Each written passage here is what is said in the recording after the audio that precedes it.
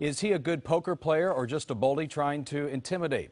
Two very different opinions of President Trump tonight after he admitted he did not secretly record his meetings with former FBI Director James Comey. KCAL 9 political director Bryan joins us now with more on the fallout from the president's revelation that occurred earlier today. Yeah, and Jeff, this doesn't completely close the door on there being a tape, but pretty close. It took nearly 7 weeks to get the answer, but the president finally ended the suspense about whether he recorded his conversations with the FBI director he later fired. In a very carefully worded tweet, Mr. Trump acknowledged that he didn't have any such tapes, leaving open the possibility that maybe somebody else might. Thursday evening, the president and first lady hosted the annual congressional picnic on the White House South Lawn, a moment of calm in an otherwise hectic day that began with Mr. Trump turning to Twitter to announce he has no tapes of his conversations with the former FBI director. Tweeting, "I have no idea whether there are tapes or recordings of my conversations with James Comey, but I did not make and do not have any such recordings." That answer came more than 40 days after the president warned Comey that he better hope there are no tapes of our conversations before he starts leaking to the press. Lordy, I hope there are tapes. Comey testified Trump's taped tweets motivated him to leak his own memos about his conversations with the president. I thought that might prompt the appointment of a special counsel, and so I asked a close friend of mine to do it. So Comey's gamble and ultimately Trump's tweets that resulted in the gamble led to the appointment of Robert Mueller as the special counsel on the Russia investigation and possible collusion with Trump campaign associates, and now possible obstruction of justice by the president. For nearly 7 weeks, President Trump and his administration refused to disclose to Congress or reporters whether there were any tapes of the Trump-Comey conversations. So when he's ready to make that announcement, we'll let you know.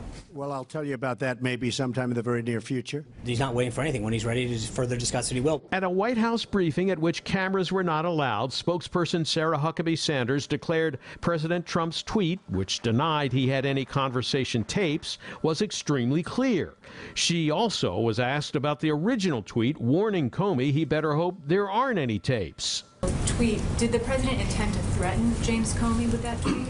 Not that I'm aware of. I don't think so. I think that it was more about, raising the question of doubt in general. Burbank Congressman Adam Schiff, the ranking Democrat on the House Intelligence Committee, told me the president's denial about him having any tapes raises more questions than it answers. If there were never any tapes, why did he suggest there were in the first place? Was he trying to intimidate James Comey? Was he trying to discourage other potential witnesses from speaking out or coming forward? What was that all about? And if there were never any tapes, why all the suspense? Why put the country through this? How is this possibly in the national interest? I think Trump gets a big fat victory on this one. Republican National Committee man from California Sean Steele says the misleading tweet about tapes was a tactic which the president used as part of his campaign to clean up the swamp. In the swamp, you get swamp creatures. Misdirect, lie, misbehave, make deals by suggesting there might be tapes. He forced Comey to come across and testify under oath, which revealed a lot of information that's very bad for Obama, very bad for Hillary Clinton. So that was a smart move. It was a bold move, and it just tells you that the swamp creatures are not going to have the usual type of people to go after with usual predictable results. They're in for the fight of their lives. I asked Congressman Schiff if he feels the president's original warning tweet to Comey shows he's using bluff tactics from the business world in running the government. Dave, I think you're exactly right. What we're seeing here, what we've seen all through this presidency, is the president intends to run the country like he ran his businesses.